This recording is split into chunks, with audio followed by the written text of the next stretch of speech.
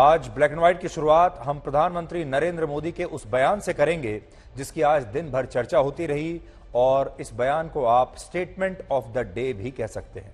आपको याद होगा कल कांग्रेस के नेता पवन खेड़ा की गिरफ्तारी के बाद दिल्ली हवाई अड्डे पर कांग्रेस के नेताओं ने प्रधानमंत्री मोदी की कब्र खोदने के आपत्तिजनक नारे लगाए थे, जिस पर काफी विवाद हुआ था, जिसकी भाषा को लेकर विवाद हुआ।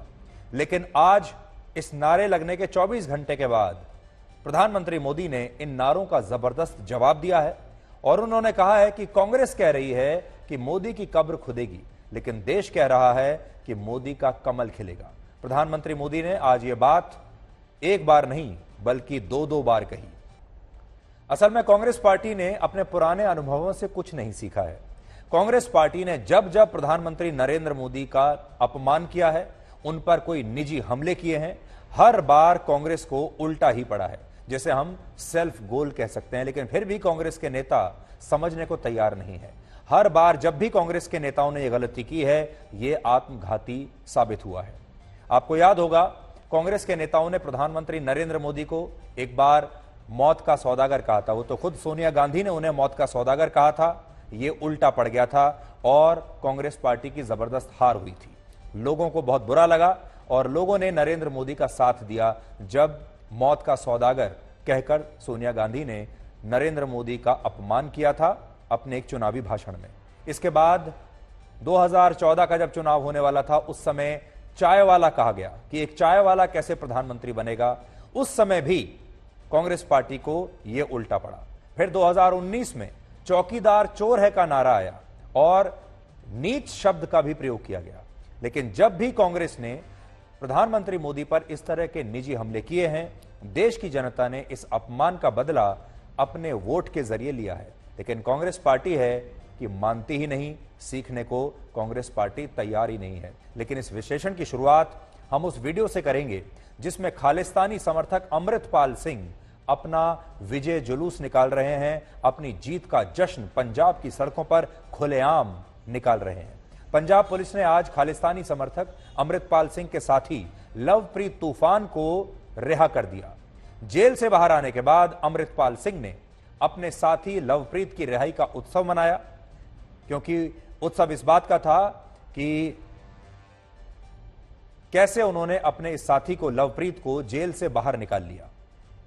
विजय जुलूस निकाला गया, यानी खालिस्तानी समर्थकों ने जिस तरह तलवारें लहराकर हथियारों के साथ पुलिस थाने पर हमला किया था, पुलिस पर दबाव बनाकर लवप्रीत तूफान को रिहा कराया और अमृतपाल सिंह उसे अपनी बहुत बड़ी जीत मान रहा है और इस जीत का उन्होंने आज बाकायदा जुलूस निकाला है, जिसकी तस्वीरें आप इस समय देख रहे हैं।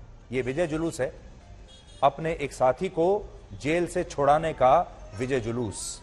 यह वीडियो अमृतसर के अजनाला पुलिस स्टेशन का है जो अब आपको दिखाने वाला हूं, जिसमें आप खालिस्तानी समर्थक अमृतपाल सिंह और उसके साथियों को पुलिस स्टेशन के अंदर बैठकर वहां के स्थानीय एसएसपी को धमकाते हुए देख पाएंगे। और इन लोगों की हिम्मत देखिए कि जब अमृतपाल सिंह नाम का यह आदमी पुलिस को धमकियां दे रहा है, डांट रहा है एक एसएसपी को, उस समय इसके पीछे इसके समर्थक हथियार, राइफल्स, बंदूक और दूसरे हथियारों के साथ वहां खड़े हुए हैं पुलिस स्टेशन के अंदर। और पुलिस की हिम्मत नहीं कि वो इनको यह कह सके कि आप हथियार लेकर यहां क्या कर रहे हैं, जबकि ये कानूनन एक बहुत गंभीर अपराध है। अब वो तस्वीर देखिए। इस दौरान इन लोगों ने धमकी दी थी, अगर इनके साथी को पुलिस ने रिहा नहीं किया तो फिर वहां जो कुछ भी होगा उसके लिए ये जिम्मेदार नहीं होंगे, बल्कि पुलिस खुद जिम्मेदार होगी।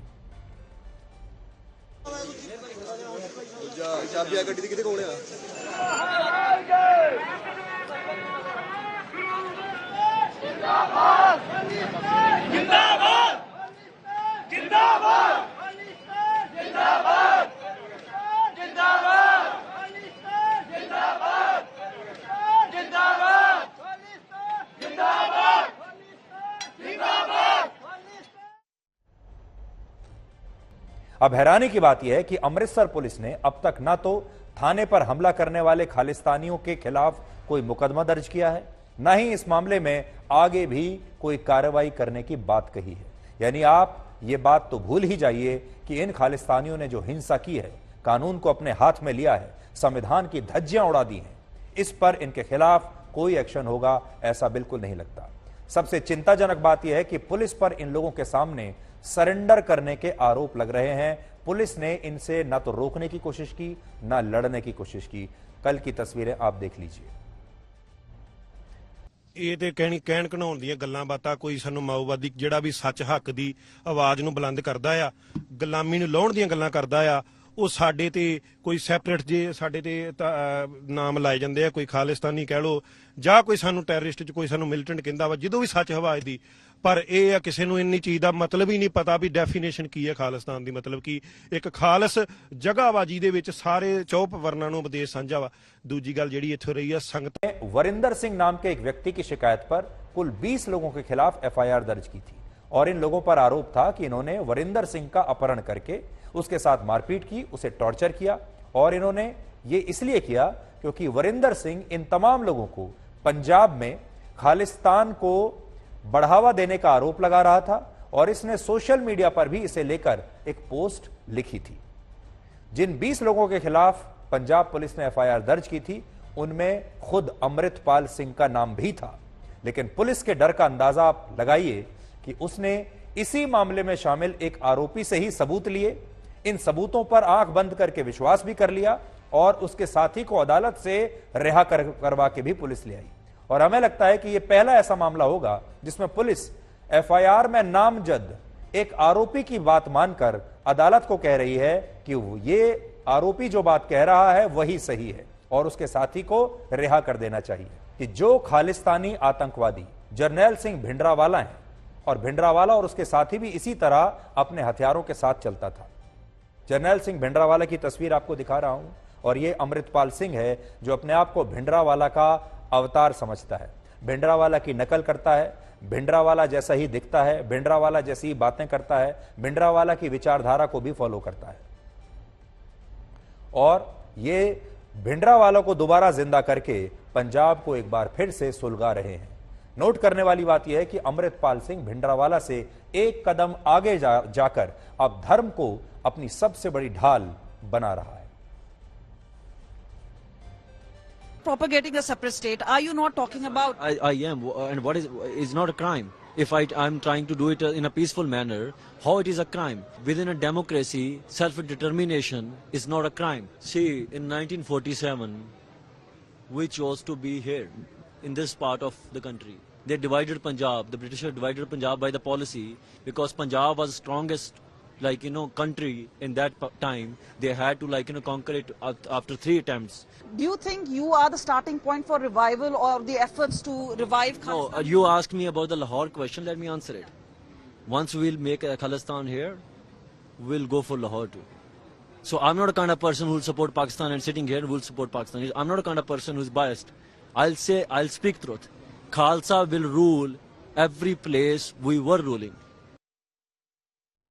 क्योंकि उसे लेकर सवाल उठ रहे हैं। पंजाब में चुनाव से पहले आम आदमी पार्टी पर खालिस्तानी ताकतों से मदद लेने के गंभीर आरोप लगे थे। आपको याद होगा उस समय पंजाब के पूर्व मुख्यमंत्री चरणजीत सिंह चन्नी ने भारत के होम मिनिस्टर को एक चिट्ठी लिखी थी जिसमें उन्होंने चुनाव के दौरान आम आदमी पार्टी पर खालिस्तानी संगठन सिक्स फॉर जस्टिस से मदद लेने के आरोप लगाए थे और तब गृह मंत्री अमित शाह ने भी इस मामले में जांच की बात कही थी।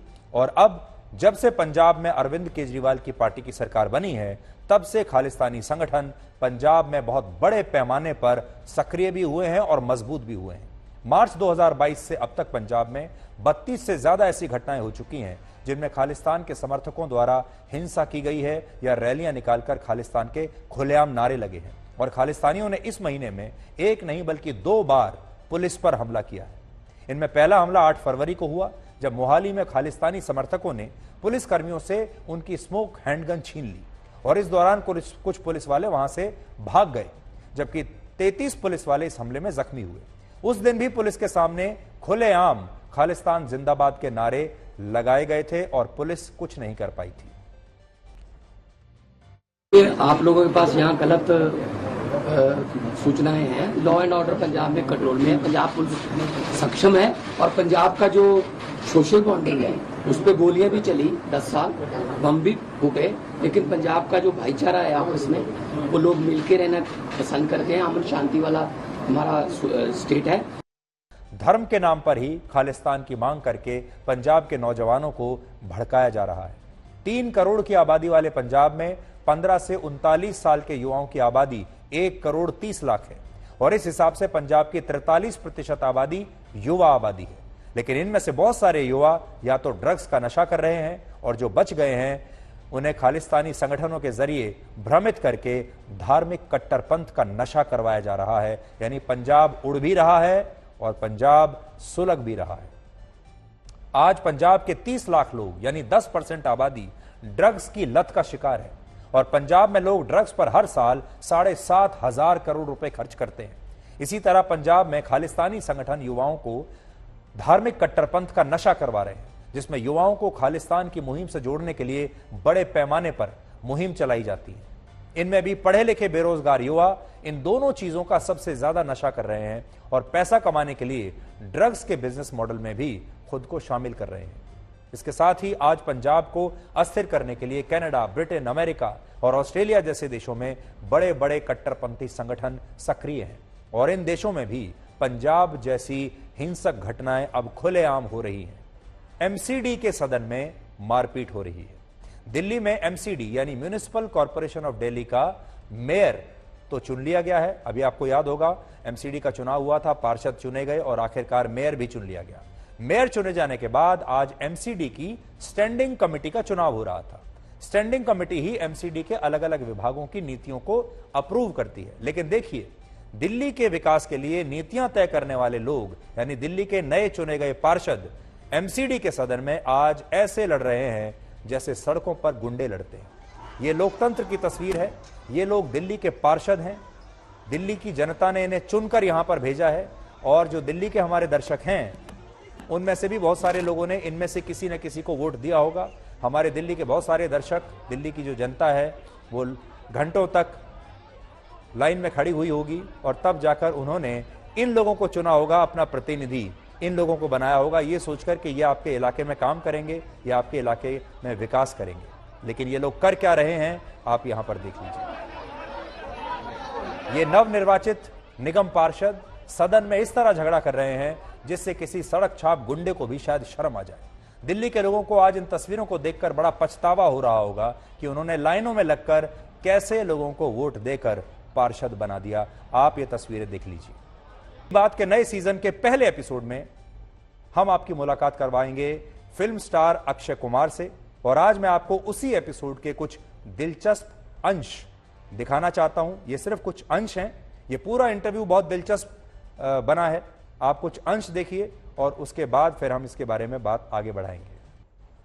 तो मुझे पूरी उम्मीद है कि जो प्यार आपने ब्लैक एंड व्हाइट को दिया है वही प्यार आप सीधी बात को भी देंगे। इसलिए आप शनिवार रात 9 बजे के लिए अपने मोबाइल फोन में अलार्म सेट कर लीजिए या अपना रिमाइंडर सेट कर लीजिए और हमारे साथ सीधी बात में अपना अपॉइंटमेंट अभी से फिक्स कर लीजिए। अब हम आखिर में भारत को 200 वर्षों तक गुलाम बनाकर रखने वाले ब्रिटेन की उस महंगाई का एक छोटा सा विश्लेषण करेंगे जिसकी वजह से वहां लोगों को खाने पीने की जरूरी चीजें भी अब नहीं मिल पा रही।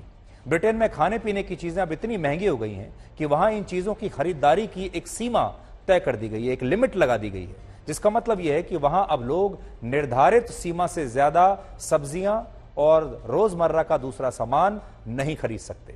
ब्रिटेन के सुपरमार्केट्स और बाजारों से टमाटर, खीरा और शिमला मिर्च जैसी हरी सब्जियां लगभग गायब हो चुकी हैं और इन्हीं सब्जियों की खरीदारी के लिए यह सीमा तय की गई है। तो शुक्र मनाइए कि आप ब्रिटेन में नहीं रहते, आप भारत में रहते हैं। ब्रिटेन में अक्टूबर 2022 में महंगाई दर 41 वर्षों के रिकॉर्ड स्तर पर चली गई और अब भी वहां महंगाई दर 10% से ज्यादा है, जबकि भारत में महंगाई दर 6% के आसपास है। ब्रिटेन में महंगाई का सबसे बड़ा कारण है बिजली की दरों में लगातार वृद्धि। रशिया और यूक्रेन के युद्ध की वजह से ब्रिटेन में कच्चे तेल और गैस की सप्लाई बहुत प्रभावित हुई, जिससे इनकी कीमतों में जबरदस्त इजाफा हुआ और यही कारण है कि चीजें अब वहां बहुत महंगी हो रही हैं। आज ब्रिटेन में खाने पीने की चीजों में पिछले कुछ समय में 45% की वृद्धि हुई है और यह सिलसिला अब भी जारी है। देखिए, दूध में 45%, तेल में 44%, चीनी 40%, सब्जियां 29%, अंडा 28%, आटा 27% महंगा हो चुका है। ब्रिटेन में जिस हिसाब से महंगाई में वृद्धि हो रही है उस हिसाब से लोगों की आमदनी नहीं बढ़ रही। जनवरी 2020 से जुलाई 2022 तक खाने पीने की चीजों की कीमतों में 10.5% की वृद्धि हुई औसतन, जबकि इसी समय अवधि में प्राइवेट सेक्टर में नौकरी करने वालों की कमाई में सिर्फ 7.3% की वृद्धि हुई और पब्लिक सेक्टर में काम करने वालों की आमदनी सिर्फ 4.2% की से बढ़ी। और ये उनकी बात है जिनके पास नौकरियां हैं। बड़ी संख्या में ऐसे लोग हैं जिनके पास अब वहां ना तो कोई रोजगार है, ना काम है, ना कोई नौकरी बची है।